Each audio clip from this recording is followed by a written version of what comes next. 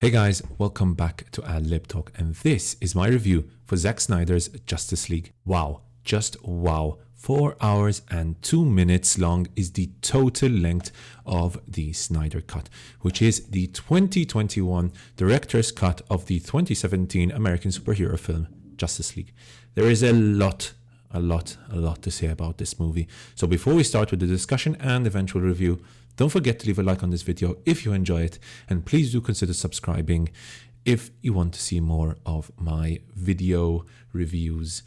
Cheers, and let's get right into that review. Okay, so Flashback 2017, Justice League was released by Warner Brothers after suffering a very difficult production time. It was reported that the script went through some very important changes, both prior to and during production itself, due obviously to the death of Zack Snyder's daughter. Joss Whedon was called upon to then complete the movie, and this he did with a lot of reshoots as well as quite significant changes to the tone, making it much lighter, both sort of visually and sort of in the sort of jokes that were added into the movie, and injecting a lot of humor. The length of the movie was also significantly reduced upon its release. The 2017 version of Justice League did receive quite mediocre reviews. My own personal rating for that movie would be a 1.5 out of 5. I seriously disliked it. I thought it was beyond mediocre. I thought it was actual very bad movie. In the 2017 version, Cyborg was a nobody, completely ignored and very unlikable. Here, you actually care about him and understand the difficulties that he's going through, which is much more than we can say about the 2017 version. This does lead us, though, to what could have been one of the main problems of this movie. Listen, you're setting up 3 major characters: Flash, Cyborg, and Aquaman, and you're trying to do all of this whilst also attempting to set up a massive conflict against Steppenwolf. All this requires time, and movies can only be so long. I mean, this movie is 4 hours, and yeah, some parts are extra, but how much of the content in this movie could have been removed? So this movie, in my opinion, could only ever be a thing in the world we live in now, a world in which entertainment is dominated by streaming services like HBO now and Netflix. In a world like this, you can pause the movie, take a long break, and continue treating it more like a short series rather than an actual movie. So in my opinion, this movie, this Justice League, the Zack Snyder version of Justice League, was doomed from the start in the way it was conceived as an actual movie in the cinemas. It could never have worked.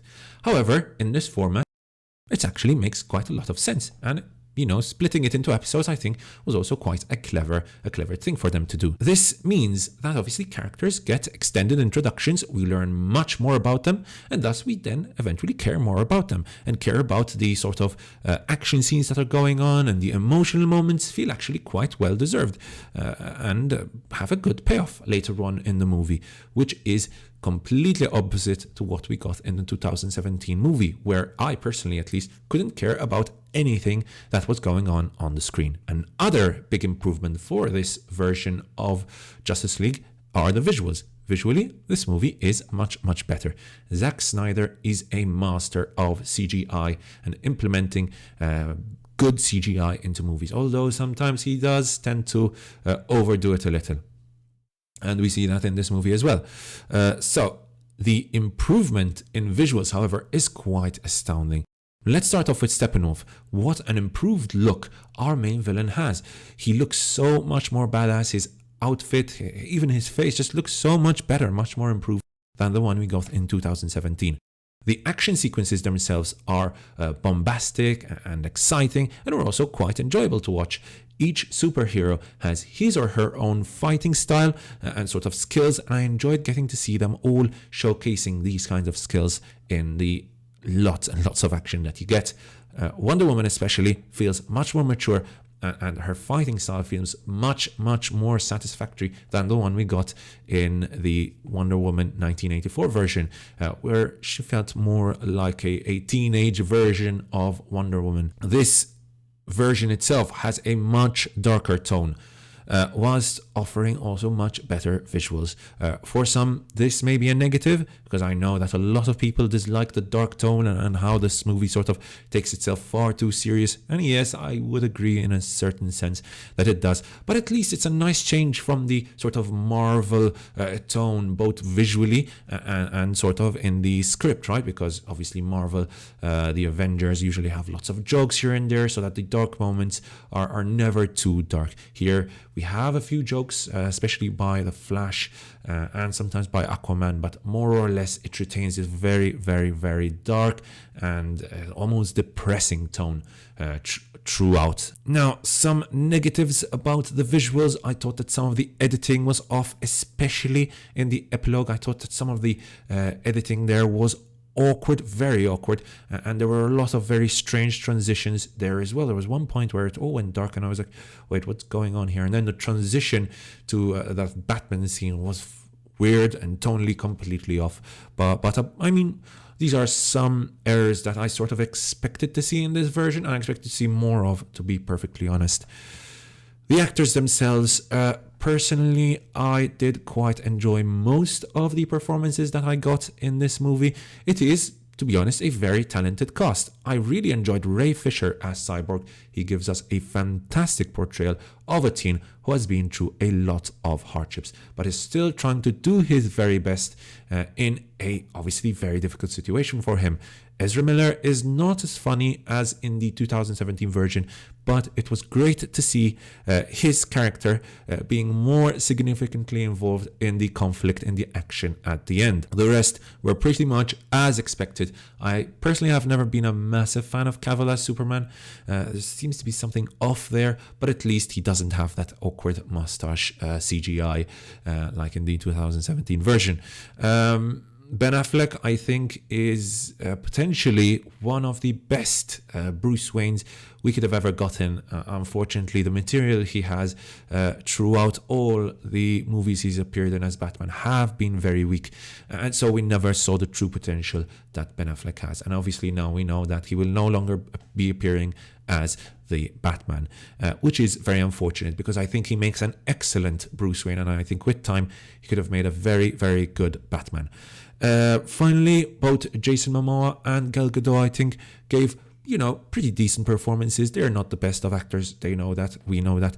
But they give good physical performances. To be honest, Jason Momoa's character Aquaman is almost completely ignored throughout most of this movie and seems quite insignificant. And to be honest, really did not need to include him that much into this movie. He really was not used at all.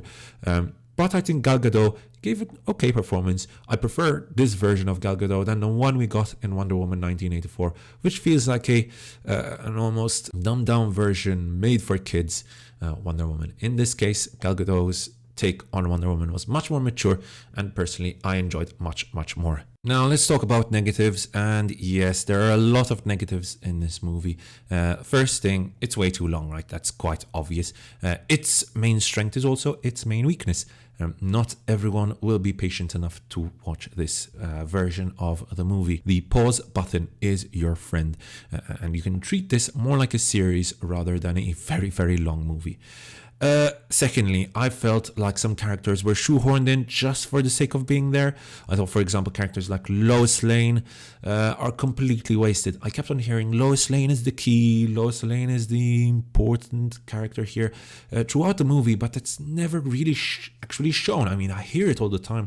Different characters say that, but we never actually see it happening. So Lois Lane is literally could not be here at all. Other issues I had, the epilogue was, I think, far too long, horrible editing. Most of the scenes were pointless. I really did not get why they did that. There was one scene in particular with Batman and Mira and some other characters where I really could not understand what was going on, tonally completely off. Then the appearance of the Joker, obviously we know that because we've seen that in the trailer, was completely off. I really, really, really dislike Jared Leto's take on Joker. His laugh especially, horrible. Other things I disliked, too much slow motion. I think there was way too much slow motion. I think the introductory scene was extremely weak, seeing Superman shouting and the very awkward music, the crying, that was really awkward, and I really don't know what Zack Snyder was going for there. I'm sure there's some kind of symbolism going on.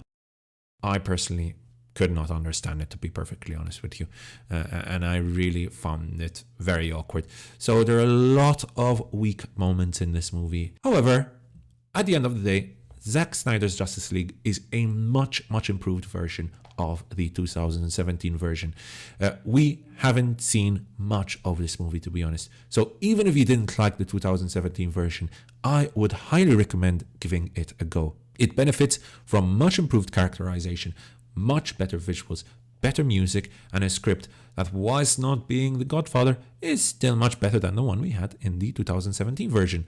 The final battle itself is also worth the time invested, as I said previously, as it is both a visual spectacle, but also surprisingly quite emotional at times. And I think that overall it's a movie that is well worth watching.